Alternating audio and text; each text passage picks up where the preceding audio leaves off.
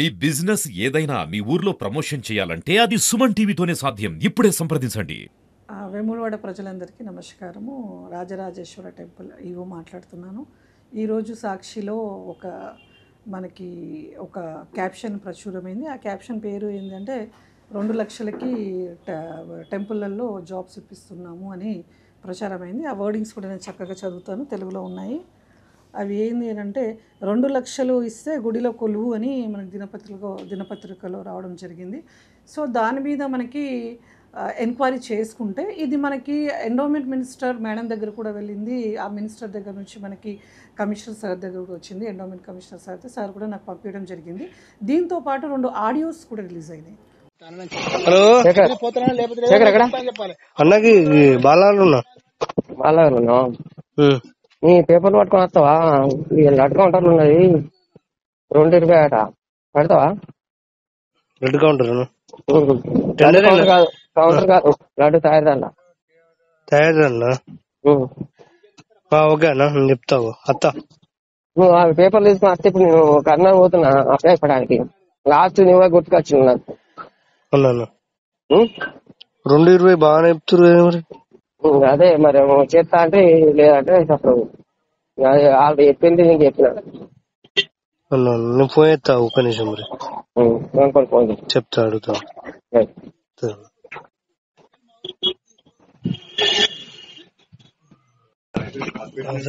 Hello అన్న అన్న ఇంటికి వచ్చిన అమ్మతో మాట్లాడినా కొంచెం తక్కువ అని చెప్పి అంటున్నా. తక్కువ అంటే నీకు చెప్పిన నీకు అన్నా బలవంత చేయలేదు, వాళ్ళకి చెప్పింది చెప్పిన. లక్ష్మణ అన్న చెప్పే కాదేమన్నా చూడే తక్కువ బాగా రిస్క్ అయితే రేటు కొంచెం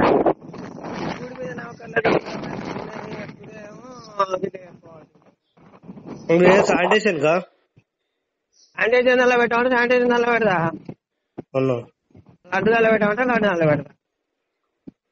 బ్లడ్ కౌంటర్ కు రాదు కావచ్చు, కౌంటర్ లో కౌంటర్లో ఏమో చెప్పలేము, అటు చేయొచ్చు ఇటు చేయొచ్చు. సరే అన్న, బ్లడ్ కౌంటర్ లో చెప్తే చెప్పలేమంటున్నా నేను. అది కూడా నేను కన్ఫర్మేషన్ ఇవ్వలేను. అటు కౌంటర్ చేయొచ్చు, లేకపోతే ఇటు తయారు లేదు.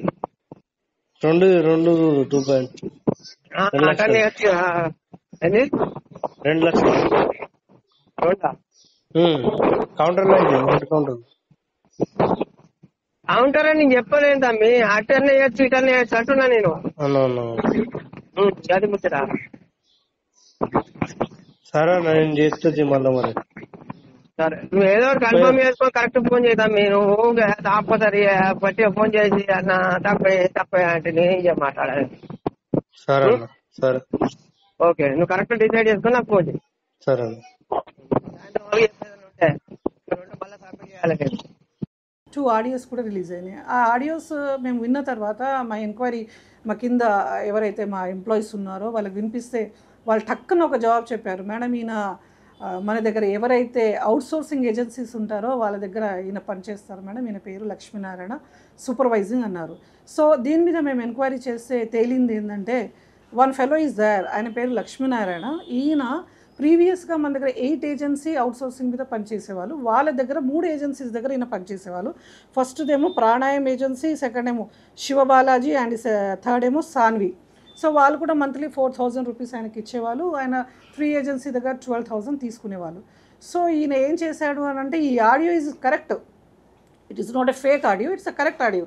ఏప్రిల్ మే నెలల్లో ఆయన ఫోన్ చేసేసి కొంతమందికి 2,50,000 ఇస్తే మీకు శానిటేషన్లో ఇప్పిస్తాము జాబ్స్ అండ్ లడ్డు కౌంటర్లో ఇప్పిస్తామని తను దళారుల్లాగా వ్యవహరించడం జరిగింది. సో ఇది కూడా మేము ఓపెన్ ఎంక్వైరీ చేస్తే ఫైండింగ్ కూడా జరిగింది. కాబట్టి దీని మీద నేను సిఐ గారికి ఒక లెటర్ పెట్టించి ఎఫ్ఐఆర్ కూడా ఫైల్ చేశాము. ఎఫ్ఐఆర్ నంబర్ కూడా 398/2025, సెక్షన్ ఏమో 318 సబ్సెక్షన్ 4 BNS.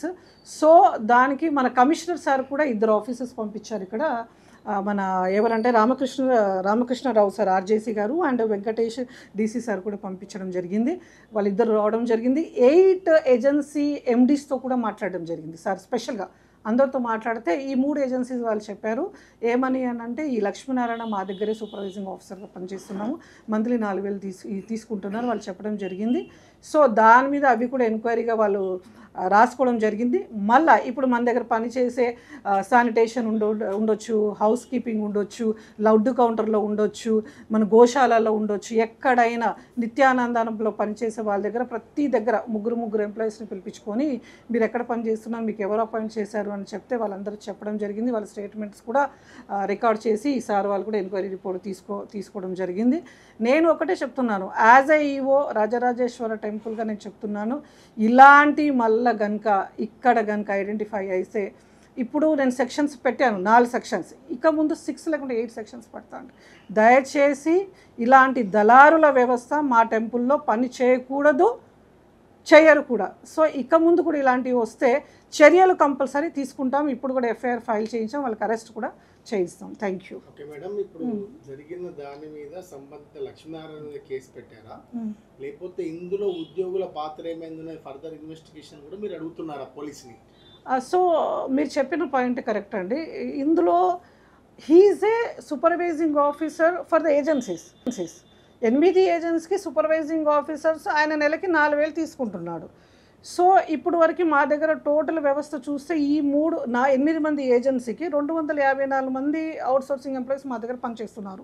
దాంట్లో వేకెన్సీస్ మాకు 229 మంది పనిచేస్తున్నారు. బ్యాలెన్స్ ఉన్న వాళ్ళంతా వేకెన్సీస్ ఖాళీగా ఉన్నాయి.